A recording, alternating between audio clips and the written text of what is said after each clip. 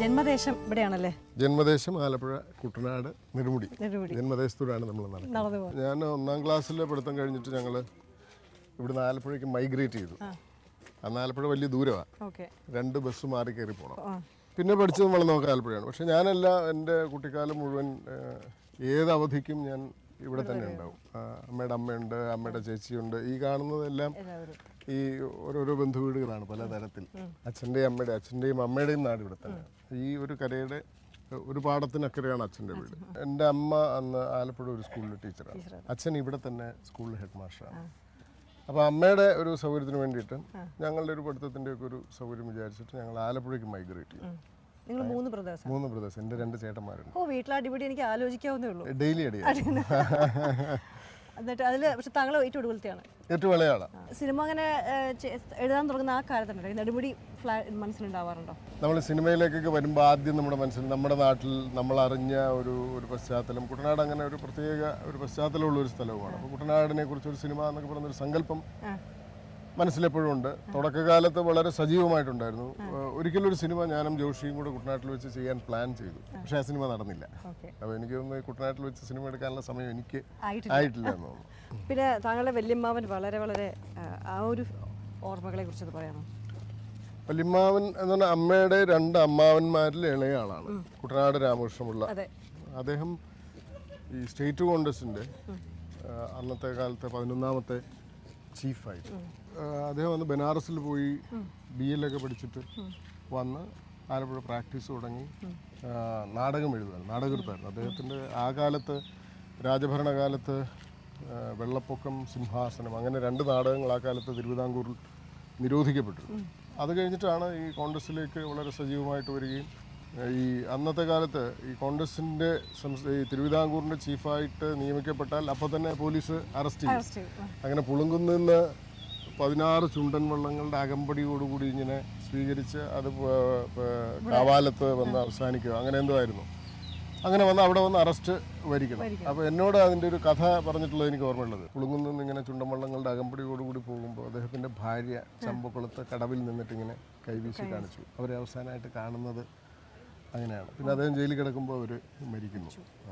അപ്പോൾ ജയിലിൽ കിടക്കുന്ന കാലത്ത് വേണമെങ്കിൽ മാപ്പ് എഴുതി കൊടുത്തിട്ട് ഭാര്യയെ കാണാം. അപ്പോൾ തിരുവനന്തപുരത്ത് സെൻട്രൽ ജയിലിൽ കിടക്കുമ്പോൾ തിരുവനന്തപുരത്ത് അന്ന് ഹോസ്പിറ്റലിൽ ഈ സ്ത്രീയുണ്ട്, അമ്മായിയുണ്ട്. അപ്പോൾ മാപ്പ് എഴുതി കൊടുത്തിട്ട് വേണമെങ്കിൽ കാണാൻ CP രാമസ്വാമി അനുമതി കൊടുത്തു. വേണ്ടാന്ന് തീരുമാനിച്ചു. അങ്ങനെ കണ്ടിട്ടില്ല. അവരുടെ മകളുണ്ട്. അത് കഴിഞ്ഞിട്ട് പിന്നെ അദ്ദേഹം ഇവിടുത്തെ കുട്ടനാടിന് ആദ്യത്തെ തെരഞ്ഞെടുപ്പ്, കേരളം ഉണ്ടാകുന്നതിന് മുമ്പുള്ള തെരഞ്ഞെടുപ്പിൽ ഇവിടുന്നുള്ള ജനപ്രതിനിധിയായിരുന്നു. പിന്നെ അത്തരം ആളുകൾ ഈ ഒരു സ്വാതന്ത്ര്യ സമര കാലഘട്ടത്തിലൊക്കെ ഉള്ള ആളുകൾ പതുക്കെ ഒരു മെയിൻ സ്ട്രീം രാഷ്ട്രീയത്തിൽ നിന്ന് ഒഴിവായി. പിന്നെ അദ്ദേഹം പത്രാധിപരായിരുന്നു കുറേ കാലം മലയാള രാജ്യം. അങ്ങനെ അന്ന് കാലത്തുള്ള സ്കൂളിൽ പോക്കൊക്കെ വള്ളത്തിലായിരുന്നു. ഞങ്ങൾ അവിടുന്ന് അങ്ങോട്ടാണ് സ്കൂളിൽ പോകുക. ഏകദേശം 1 മൈൽ കൊട്ടാരം എന്ന് പറഞ്ഞിട്ടൊരു സ്കൂളുണ്ട്. അപ്പോൾ അതിനോട് അവിടെ ഒരു LP സ്കൂളുണ്ട്, UP സ്കൂളുണ്ട്. ആ UP സ്കൂളിലെ ഹെഡ് മാസ്റ്ററാണ് അച്ഛൻ. അതിനോട് ചേർന്നുള്ള LP സ്കൂളിലാണ് ഞാൻ 1ാം ക്ലാസ്സിൽ പഠിക്കുന്നത്. നല്ല മഴക്കാലത്ത് ചിലപ്പോൾ വള്ളത്തിൽ പോകും. പക്ഷെ വള്ളത്തിൽ പോകുന്നത് നല്ല അപകടമാണ്, കുട്ടികളൊക്കെ ആയിട്ട് പോകുന്നത്. അല്ലാത്തപ്പോൾ ഈ വഴിക്ക് പകരം അന്ന് ചിറയാണ്. ചിറയെന്ന് പറഞ്ഞാൽ ഇതിൽ തെങ്ങും ഇതൊന്നും ഉണ്ടാവില്ല. വരമ്പ് കുത്തി, പാടത്തിനും ആറിനും ഇടയ്ക്ക് വരമ്പ് കുത്തിയിട്ടില്ല. ഈ വരമ്പ് മട വീഴും. അപ്പോൾ ഞങ്ങൾ 3 കുട്ടികൾ, 3 പേരുടെ പുസ്തകങ്ങൾ, ചോറ്റുപാത്രം, അച്ഛൻ്റെ ബാഗ്, അച്ഛൻ്റെ ചോറ്റുപാത്രം, ഇതൊക്കെ ആയിട്ടാണ് യാത്ര.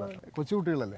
അപ്പോൾ ഒരാളെ എടുത്ത് അവിടെ കൊണ്ടുവച്ച് അയാളുടെ പുസ്തകവും ചോറ്റുപാത്രം അവിടെ കൊണ്ടുവച്ച് അച്ഛനും ചെറിയ ആളാണ്. ഒന്നുകിൽ ആറ്റിലേക്ക് പാടത്തുനിന്ന് കുത്തി ഒഴുകും, അല്ലെങ്കിൽ പാടത്തുനിന്ന് ആറ്റിലേക്ക് മട വീണിട്ട് കുത്തി ഒഴുകും. അപ്പോൾ ഇതിലൂടെ ഈ 3 പേരെയും എടുത്ത് കൊണ്ട് അക്കരെ വെച്ചിട്ട് അങ്ങനെ ഒരു 2 മട നീന്താനുണ്ടാവും.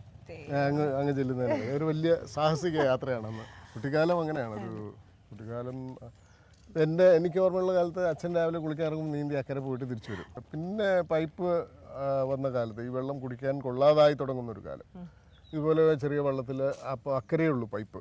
അപ്പോൾ അക്കരെ പോയിട്ട് പൈപ്പിൽ വെള്ളം എടുത്ത് കൊണ്ടുവരും.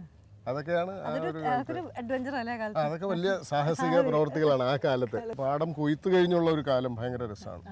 കൊയ്ത്ത് കഴിഞ്ഞാൽ നമ്മളെ സംബന്ധിച്ചിടത്തോളം ലോകത്തിൻ്റെ അങ്ങേയറ്റം പാടത്തിൻ്റെ അങ്ങേയറ്റമാണല്ലോ. അപ്പോൾ അങ്ങേയറ്റം വരെ ഓടും. പാടത്തോട്ട് ഇറങ്ങിക്കഴിഞ്ഞാൽ അങ്ങേയറ്റം വരെ ഓടിയിട്ട് തിരിച്ചു വരും. അത് ഏകദേശം എനിക്ക് തോന്നുന്നു ഇവിടുന്ന് ഹിമാലയത്തിൽ പോകുന്ന അത്രയും വലിയ സായുജ്യമാണ് നമ്മൾ ഓടി തിരിച്ചു വരുമ്പോൾ. ഞാൻ സ്കൂളിൽ നല്ല കുഴപ്പക്കാരനായിരുന്നു. എൻ്റെ അമ്മയും അച്ഛനും ആ കാര്യത്തിൽ വളരെ ലിബറലായിരുന്നു. സ്കൂളിൽ ഞാൻ അമ്മയും അച്ഛനും പഠിപ്പിച്ച സ്കൂളിലല്ല പഠിച്ചത്. എന്നെ അവർ വളരെ ബുദ്ധിപൂർവ്വം വേറെ സ്കൂളിൽ കൊണ്ടാക്കി. പക്ഷേ എല്ലാ ദിവസവും സമരമാണ് ആ കാലത്ത്. അപ്പോൾ സമരത്തിൻ്റെ ഏറ്റവും മുന്നിൽ ഞങ്ങൾ 3 പേരുണ്ടാവും. ഞങ്ങൾ 3 ബ്രദേഴ്സ്. അപ്പോൾ എവിടെ വെച്ച് ഈ അധ്യാപകർ തമ്മിൽ കൂടി കാണുന്ന സന്ദർഭങ്ങളൊക്കെ ഉണ്ടല്ലോ. എല്ലാ സാറന്മാരും ചെന്നിട്ട് പരാതി പറയും, കേശവപണിക്കർ സാറേ, ലീലാമണി സാറേ, നിങ്ങളുടെ 3 ആമ്പിള്ളേരെ കൊണ്ട് വലിയ ബുദ്ധിമുട്ട്. അമ്മ പറയും 3 ആമ്പിള്ളേരാണ്, എന്ത് ചെയ്യാൻ പറ്റുമെന്ന് ചോദിക്കുക. അല്ലാണ്ട് അതിന്റെ പേരിൽ വീട്ടിൽ വന്നിട്ട് ഒരു ക്രോസ് ഒന്നും ഉണ്ടാവില്ല. ഞാനൊക്കെ കോളേജിലൊക്കെ പഠിക്കുന്ന കാലത്ത് ഡെയിലി പ്രശ്നങ്ങളാണ്, ഡെയിലി വഴക്ക്, പോലീസ് കേസ് ഒക്കെ ഉണ്ട്. പക്ഷെ ഒന്നും പറയാനില്ല. നിങ്ങൾ 3 ബ്രദേഴ്സിന് ഭയങ്കര ഒരുമയുണ്ടാവും. പുറത്തിറങ്ങിയാൽ നല്ലൊരു വേണം, വീട്ടിൽ കയറിയാൽ പക്ഷെ അച്ഛനായിട്ട് ഭയങ്കര ഫ്രണ്ട്ലി ആയിരുന്നു. അച്ഛനായിട്ട് വളരെ ഫ്രണ്ട്ലി ആയിരുന്നു. അച്ഛൻ അധ്യാപകനാണ്. അച്ഛൻ്റെ സ്കൂളിൽ അച്ഛൻ ഭയങ്കര സ്ട്രിക്റ്റ് ആയിരുന്നു. മക്കളുടെ അടുത്തും ഒരു പ്രായം വരെ, എനിക്ക് തോന്നുന്നു ഞങ്ങളൊരു 10-15 വയസ്സൊക്കെ ആവുന്നവരെ അച്ഛൻ അങ്ങനെ ഒന്നും ഇമ്പോസ് ചെയ്തിരുന്നില്ല. എല്ലാവർക്കും അവരുടെ ഇഷ്ടത്തിന് കാര്യങ്ങൾ ചെയ്യാമെന്ന് പറയുമ്പോഴും അച്ഛൻ്റെ ഒരു നോട്ടം പോലും നമ്മളെ വല്ലാണ്ട് വേദനിപ്പിക്കുകയല്ല, പേടിപ്പിക്കുകയും. എന്നാലും നമ്മൾ ഡെയിലി അടി വാങ്ങിക്കാനുള്ള ജോലികൾ ചെയ്തു വയ്ക്കും അച്ഛൻ വൈകിട്ട് തിരിച്ചു വരുമ്പോഴേക്കും. ഞാൻ ആദ്യമായിട്ട് മദ്യപിക്കുന്നത് എൻ്റെ അച്ഛൻ്റെ അടുത്തുനിന്നാണ്. അതാണ് സിനിമയിൽ മുഴുവനും. ഞാൻ എൻ്റെ അച്ഛൻ്റെ കൂടെ ഇരുന്നിട്ട് അച്ഛൻ എൻ്റെ കയ്യിൽ നിന്ന് സിഗരറ്റ് എടുത്ത് വലിക്കുമായിരുന്നു, അച്ഛൻ എൻ്റെ കയ്യിൽ നിന്ന് എടുത്ത് വലിക്കുമായിരുന്നു. അപ്പോൾ ഞാനൊരു 10ാം ക്ലാസ്സിലേക്ക് എത്തുമ്പോൾ എൻ്റെ കൂടെയുള്ള കുട്ടികൾ വീട്ടിൽ നിന്ന് പൈസ മോഷ്ടിച്ചുകൊണ്ട് വന്നിട്ട് ബാറിൽ പോയി കുടിക്കാനുള്ളൊരു ടെൻഡൻസി കാണിക്കുന്നത് എനിക്ക് അതിനോട് യാതൊരു കൗതുകവുമില്ല. എനിക്ക് അതിൻ്റെ രുചി അറിയാം, അതിൻ്റെ ലഹരി അറിയാം. എന്നെ സംബന്ധിച്ചുള്ള ഒരു ഫോർബിഡൻ ആയിട്ടുള്ളൊരു കാര്യമല്ല. അതായത് പലതും നിഷേധിക്കപ്പെടുമ്പോഴാണ് ആളുകൾക്ക് അതിൻ്റെ പിന്നാലെ പോകാനുള്ളത്. ഞാൻ ഷാപ്പിൽ പോയി കള്ളു കുടിച്ചിട്ട് വീട്ടിൽ വന്ന് അകത്ത് കയറി കിടന്ന് രാവിലെ ചോദിക്കുന്നത് ഏത് ഷാപ്പിലാടാ പോയതെന്ന് ചോദിച്ചിട്ടുണ്ട്. അതിലൊരു ഭാവഭേദം ഉണ്ടായിരുന്നില്ല. അതുകൊണ്ട് ഞാനൊരു കള്ളുകുടിയനായി പോവുകയോ അല്ലെങ്കിൽ അങ്ങനെയൊന്നും സംഭവിച്ചിട്ടില്ല. ആരോടെങ്കിലും ആ കാലത്തൊക്കെ പ്രണയമൊക്കെ തോന്നിയിരുന്നു?